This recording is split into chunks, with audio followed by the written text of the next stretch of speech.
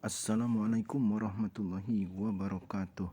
Kali ini saya akan menyampaikan biografi Khairul Tanjung. Nama Khairul Tanjung muncul ke dalam jajaran konglomerat terkaya Indonesia. Pengusaha sukses ini pada 2018 telah dinobatkan sebagai satu dari 10 orang terkaya di negeri Indonesia ini. Latar belakang keluarga dan masa kecil Khairul Tanjung. Khairul Tanjung memiliki latar belakang keluarga sangat berbeda dengan yang tampak saat ini. Lelaki yang lahir di Jakarta pada tanggal 16 Juni 1962 ini merupakan anak dari pasangan Abdul Ghaffar Tanjung dan Halimah. Ia lahir dengan 6 bersaudara. Masa kecil Khairul Tanjung sangat jauh dari gelimangan harta.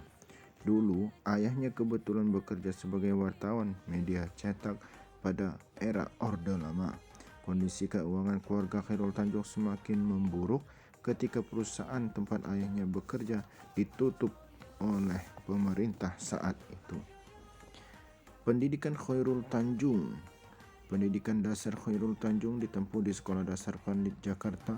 Kemudian sekolah SMP-nya juga ditempuh di SMP Vanlit Jakarta. Khairul melanjutkan pendidikan ke sekolah SMA Negeri 1 Jakarta. Pada tahun 1981, ia lulus dan melanjutkan jenjang pendidikan tinggi di Fakultas Kedokteran Gigi UI. Ia berhasil meraih gelar sarjana pada tahun 1987.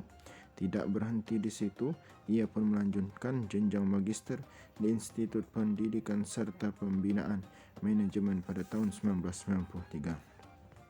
Khairul Tanjung adalah pemuda yang berprestasi.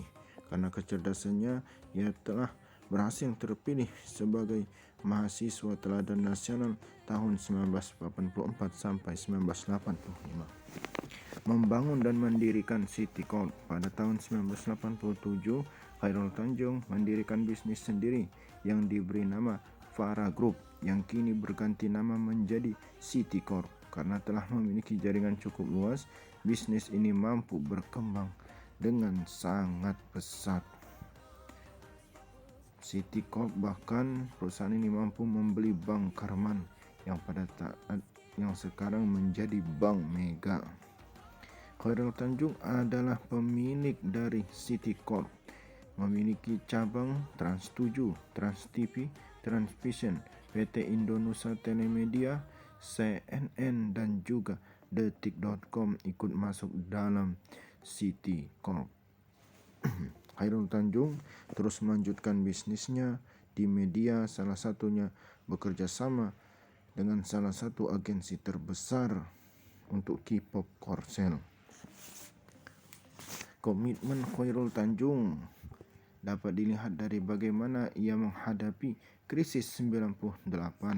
Kala itu mayoritas pengusaha memindahkan investasinya ke Singapura.